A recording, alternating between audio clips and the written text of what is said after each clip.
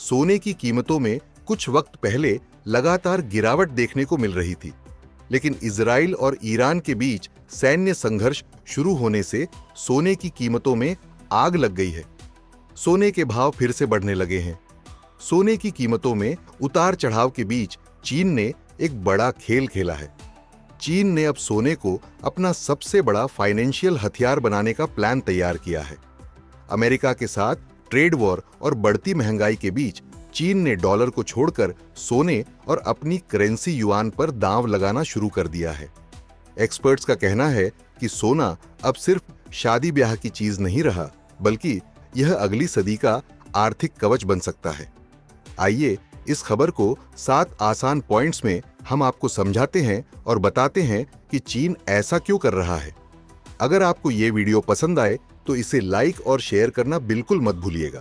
पहला पॉइंट, चीन कह रहा है सोना खरीदो। चीन की सरकार अपने लोगों को साफ साफ कह रही है कि सोना खरीदो।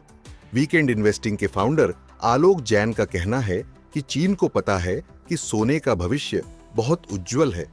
वो अपने नागरिकों को सोना रखने के लिए प्रोत्साहित कर रहा है, लेकिन भारत में सोने पर भारी टैक्स और सख्त नियमों की वजह से लोग इसका पूरा फायदा नहीं उठा पा रहे। दूसरा पॉइंट, बीमा कंपनियों को आदेश। मार्च 2025 में चीन की बीमा नियामक संस्था CBIRC ने बड़ा फैसला लिया। अब सभी बीमा कंपनियों को अपनी संपत्ति का कम से कम 1% फिजिकल सोने में निवेश करना होगा। इसका मतलब है कि करीब 4.5 लाख करोड़ युआन का पैसा सीधे सोने में लगेगा। यह चीन के सोने के प्रति गंभीर रुख को दिखाता है।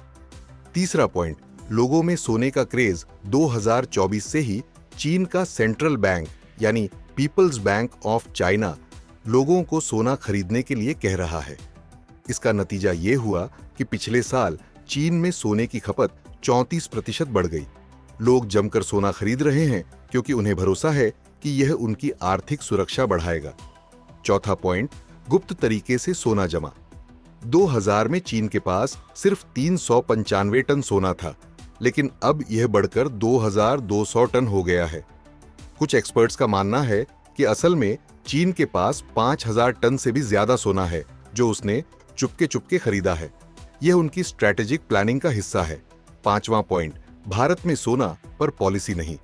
भारत में लोग करीब 25,000 टन सोना रखते हैं, लेकिन ज्यादातर यह जेवरों के रूप में है। हमारे यहाँ न तो कोई राष्ट्रीय गोल्ड पॉलिसी है और न ही गोल्ड लोन की खास सुविधाएं।